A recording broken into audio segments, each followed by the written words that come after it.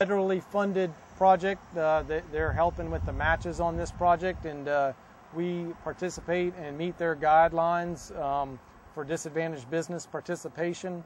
That's an effort with management to track the activities from the disadvantaged businesses and disadvantaged contractors, and basically we complete that work performed by those companies, and typically they do quality product, quality job. And I also noticed that the sidewalks are equipped for handicapped individuals.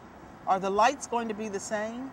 Do they have the what is it, Walkman or? Yeah, all the signals, all the signals that we're incorporating into this project will have handicap ramps, and it'll have pedestrian facilities and crosswalks. So. And that's going to be awesome. And then the last part is to lay down the grass and make sure that. Yeah. Now, who maintains all of this? Well, it depends on what type of system you're building on. This is a state road, so the state will ultimately maintain this project.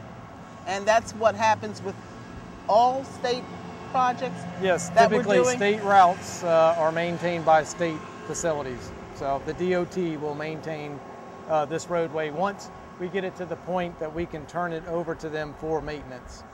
There are a lot of beautiful trees out here, and I'm asking this question for the conservationists because there is a huge interest in this area. Were trees involved out here?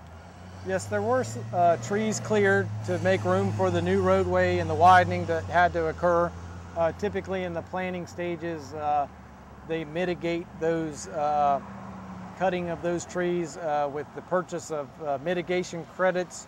Sometimes they plant additional trees at other locations as part of the mitigation efforts. So, and those kinds of things have taken place already? They have. And so as far as being at from 1 to 100, let's say, as to where this project is going to reach its final destination, which is 100, where are we? We're at 50. We're about halfway there. About halfway there. And we started in when? We started in February of 2012. Okay. We made a lot of progress. We did have a rainy I was going to say the rain really gives you trouble. And a rainy first quarter of this year. I'm hoping that we have a good summer and make a lot of progress this summer. And that I'm hoping that we've struggled through a lot of the utility relocations that had to occur to where we can pretty much catch back up and be right on schedule. Chris, just very quickly, tell us a little bit about some of the agencies that have to approve or take a look at this kind of a project or any kind of a road project. I mean, there's a system called NEPA, and the acronym I'm not sure of right now, but it's not that you sit down with a group of people or the county sits down with a group of people and says, well, you've got the experience, let's build this thing. There are all sorts of people within that system, that federal system, that take a look at every ounce of what's going to happen, what potentially could happen, to ensure that the road is not only built well, but that the public is respected by way of the things that they consider dear to them, like trees. Oh, maybe it might be a cemetery, mitigation, or it might be a plantation, or it might be some sort of a water area that has living things in it. Tell us how that works. Well, what you're speaking of primarily happens in the planning and permitting side of a project. It's we have a program that has two sides. We're on the construction side, and we manage construction contracts, but we are delivered permits which show the planning department's negotiations with the agencies you speak of, which show us the limits of what we can do during the construction processes and the things that we should pay attention to in detail.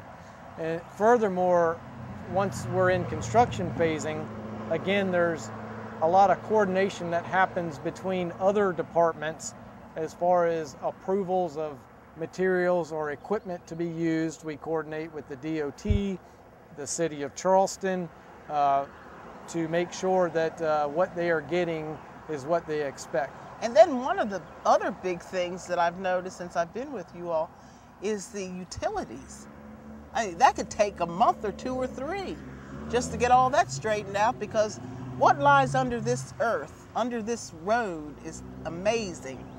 And there are a lot of owners of these things that lie under the roads. There are lights and gas, and tell us about Correct. that. Well, the utility coordination on this project's been fairly expansive. We had a lot of water and sewer lines to relocate and a lot of adjustments to make there.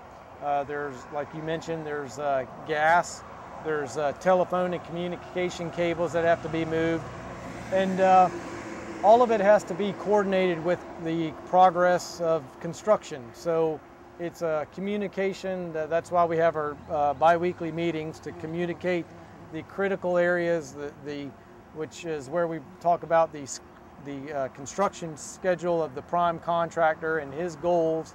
And so we coordinate those utility efforts to make sure that they stay out ahead of the prime contractor schedule. What was the most challenging thing that you ran across in doing this project?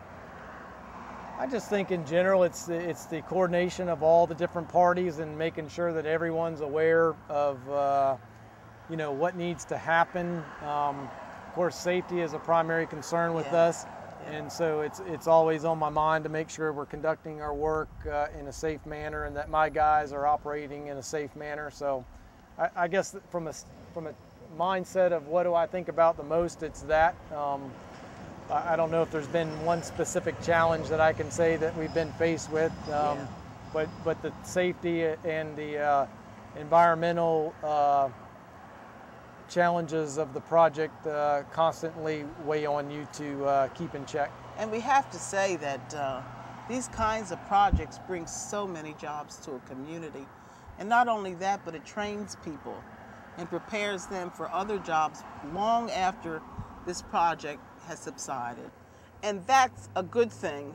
It's been great talking with Chris Wood, who's been with this company, he and I both, for a number of years, and it's been exciting to see all of the wonderful things that are being done in the way of road building and improvements to our infrastructure.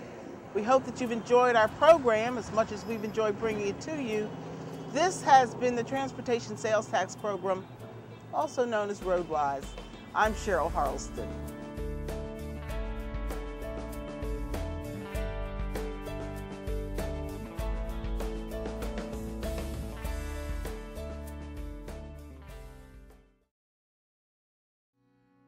The historical and cultural foundations of the nation should be preserved as a living part of our community life and development in order to give a sense of orientation to the American people, so states a section of the National Historic Preservation Act of 1966.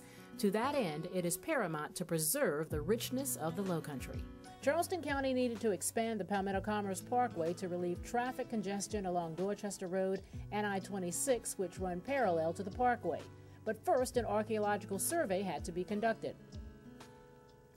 When we conducted the survey, we walked through the swamps that are all around us here, and we quickly encountered several banks and canals and ditches that led us to believe right away that they were parts of inland rice fields. In fact, all of the former plantations through which the Palmetto Commerce Parkway passes grew inland rice throughout the 18th century that were developed and maintained by enslaved Africans.